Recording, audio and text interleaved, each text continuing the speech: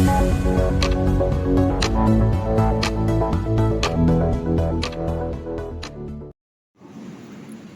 आगामी रणनीति को लेकर के अब तक के जो संघर्ष होते रहे हैं आप सभी के द्वारा सकारात्मक रूप से छात्रों, नौजवानों, बेरोजगारों के बुनियादी सवालों को लेकर के उनके सम्मान स्वाभिमान की रक्षा के लिए, उनकी भूमिका और भागीदारी के लिए लगातार हम लोग संघर्ष करते रहे हैं। ये सर्वविदित है और प्रदेश के उन तमाम नौजवानों के संज्ञान में बात आ चुकी है। यदि कोई वास्तव में हम लोगों की आवाज़ उठा सकता है तो राष्ट्रवादी युवा अधिकार मंच है, जो आने वाले समय में या तो नौजवानों को एकजुट करने में सक्षम हो सकता है। मैं ऐसा नहीं है कि एक दिन में कार्यक्रम करके ये बता रहा हूँ, ये 10 सालों के कार्यक्रम के बाद आज इस नतीजे पर पहुँचा हूँ कि देश का नौजवान, प्रदेश का नौजवान एक नौजवान विकल्प की तलाश में है। दुर्भाग्यपूर्ण बात है कि आज वर्तमान में या तो पार्टियों द्वारा थोपे गए युवा अध्यक्ष पैदा किए जाते हैं या तो तथाकथित युवाओं के ठेकेदार या राजनीतिक पार्टियों के जो आका हैं उनके बेटे बेटियों में ये चीज बांट दी जाती है। आप जानते हैं साथियों, जहाँ तक पार्टियों का सवाल है, पार्टियां रोजगार के अधिकार के नाम पर पैदा होती रही हैं, इन तमाम मुद्दों और संघर्षों पर पैदा होती रही है। लेकिन वो मुद्दे कहाँ रह जाते हैं, उस पर अमल क्यों नहीं हो पाया? या तो वर्तमान की सत्ता की पार्टियां सत्ता में हैं या तो इसके पहले तमाम पार्टियां सत्ता में रही होंगी। उन तमाम राजनीतिक दलों से हमारा सवाल होना चाहिए और उन तमाम नौजवानों तक ये बात पहुंचना चाहिए या देश की राजनीति में, प्रदेश की राजनीति में यदि कोई है तो राष्ट्रवादी युवा अधिकार मंच है। देश के 65% आबादी के नौजवानों की आवाज उठा है। साथियों, आप लोग जानते हैं कि जिस समय आउटसोर्सिंग का ये तथाकथित कर्मचारी संगठन नहीं जानते थे, राजनीतिक दलों के नुमाइंदे नहीं जानते थे, उस समय राष्ट्रवादी युवा अधिकार मंच के बैनर तले हमने संघर्ष करने का काम किया था। आप लोगों के बलबूते तमाम ऐसे साथी हैं जो हमसे स्टार्टिंग से जुड़े हुए हैं। आप सभी लोग जानते हैं कि उस समय हम लोग संघर्ष किए। वर्तमान की जो सरकार थी उस समय आउटसोर्सिंग के मकड़जाल में छात्रों, नौजवानों, बेरोजगारों, कुशल योग्य नौजवानों को बंधुआ मजदूर की तरीके से व्यवहार कर रही थी।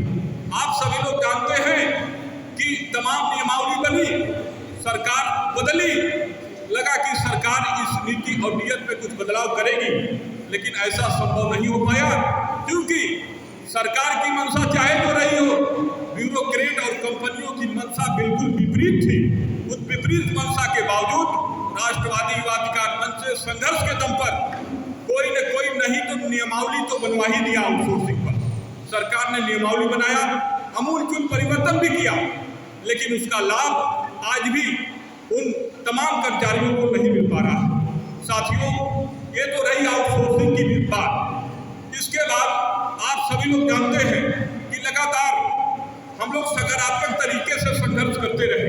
मंच के माध्यम से जब भी आवश्यकता पड़ी, जनहित की कोई भी ऐसी मुद्दे हुए, हम लोग प्रमुखता से उठाते रहे, जहां तक उसका सकारात्मक परिणाम भी दिखा। अब हम लोग चाहते हैं आने वाला समय आप सभी लोगों का है। आप सभी लोग जानते हैं कि ये राजनीतिक दल इन्हीं नौजवानों के दम पर इतराते फिरते हैं, इन्हीं नौजवानों के दम पर सारे आंदोलन हुए हैं। जब आज तक इन्हीं नौजवानों के लिए कोई नीति नहीं बनी, कोई आयोग नहीं बना, कोई राष्ट्रीय रोजगार गारंटी जैसी ठोस कार्य योजना नहीं बनी, तो साथियों यह सोचने का समय है कि ये राजनीतिक पार्टियां अपनी जातिगत राजनीति में, आप देखते होंगे कि अब जातिगत पार्टियां पैदा की जा रही हैं। आपको सोचने की आवश्यकता है, उस जातिगत राजनीति से बाहर आकर के आप लोगों को एक मंच होने की आवश्यकता है। जहां तक तमाम साथियों के मत थे, तमाम साथियों के विचार आ रहे हैं कि राष्ट्रीय अध्यक्ष जी कोई इन दलों से, मजबूत दलों से बात की जाए।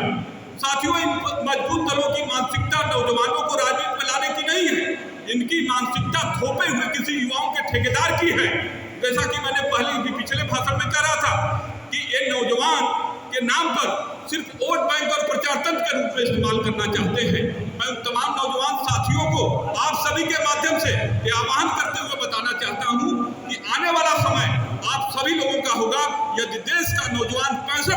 राष्ट्रवादी का नौजवान एकजुट होकर के इन राजनीतिक दलों के लिए काम करेगा। ज्ञापन दिया, ऐसा नहीं है कि हमको आप लोग सुझाव देते हैं कि बड़े पार्टियों से बात करनी चाहिए। ये बड़े आकाश तब मानेंगे जब आप अपनी वोट की ताकत से इनको समझाएंगे। मेरा स्पष्ट मानना है कि मैं फिर भी आप लोगों के कहने से जो मुख्य विपक्षी दल होगा या वर्तमान सत्ता की पार्टी होगी, दोनों से बात करेंगे। यदि राष्ट्रवादी युवा अधिकार मंच के मुद्दे पर कोई ठोस कार्य योजना, कोई ठोस बात नहीं बनी, तो निश्चित रूप से कम उत्तर प्रदेश में तो ये राजनीतिक विकल्प जरूर प्रस्तुत किया जाएगा, ताकि पूरे देश में संदेश जाए। आप जानते हैं कि देश में तमाम ऐसे हुए, असम गणराज्य परिषद बना, छात्रों ने वहां सरकार बनाने का काम किया है। जयप्रकाश के आंदोलन ने, ये तमाम ऐसे आपको मिल जाएंगे जिसमें 30 साल से कम उम्र के नौजवानों ने जो चाहा वो किया। आप लोग भी कर सकते हैं। इसलिए आप लोगों से आह्वान है कि आप लोग अपना सब कुछ काम करते हो। मैं नहीं कहता हूं कि केवल यही काम करिए, लेकिन सप्ताह में केवल 24 घंटा आप अपने संगठन को दीजिए। अब संगठन को हम लोग ब्लॉक और तहसील स्तर पर ले जाने का काम करेंगे, मजबूती से दिखाई देंगे। लोग पार्टियों के लिए अब तक आप काम करते रहे हैं, अब आपको अपने लिए काम करना है, अपनी नीति के लिए काम करना है, अपने आयोग के लिए काम करना है, अपने रोजगार की गारंटी की बात करनी है। इन तमाम मुद्दों पर हम तमाम लोगों से राय भी ले रहे हैं और आप लोगों से लेंगे। और बैठक में भी तय हो रही है, उसमें यह हुआ है कि मजदूरों और व्यापारियों का मुद्दा। सही बात है, युवा तमाम मजदूर भी हैं, व्यापारी भी हैं। मैं इस बात को इसलिए नहीं लाना चाह रहा था कि युवाओं का मुद्दा पीछे कहीं न रह जाए। तमाम युवाओं का मैंने दर्द सुना कि व्यापारियों की जो समस्याएं हैं, जीएसटी जिस भावना से लाई गई थी 1 जुलाई 2017 को, वह बिल्कुल ही फेल फिसड्डी साबित हो गई। इसलिए ऐसा कहा जा रहा है कि व्यापारियों का शोषण बढ़ा है। व्यापारियों का जब माल पकड़ा जाता है, उस दौरान उससे पूछताछ होनी चाहिए, उसको मौका नहीं दिया जाता, उसके बाद का मौका दिया जाता। व्यापारियों के लिए कोई फोरम नहीं है।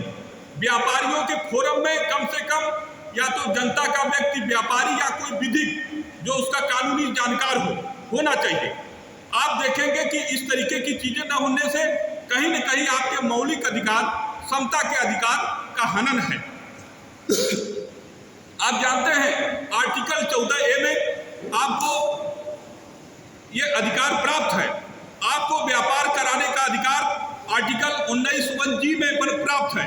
आर्टिकल 300A में आपको अपने व्यापार की संपत्ति, अपने संपत्ति को बचाने का विधिक अधिकार प्राप्त है। इन तमाम अधिकारों के बाद भी आज व्यापारियों के लिए कोई ठोस कार्य योजना नहीं है, जबकि तथाकथित तमाम राजनीतिक दल, तमाम व्यापारी संगठन, तमाम चंदा वसूलने वाले लोग इस तरीके की संगठन चला करके अपना दुकान चलाते रहे हैं। मैं चाहता हूं कि राष्ट्रवादी युवा अधिकार मंच इन व्यापारियों के मुद्दों के भी साथ अपने संगठन की अन्य नीतियों को आगे पहुंचाने का काम करेगी।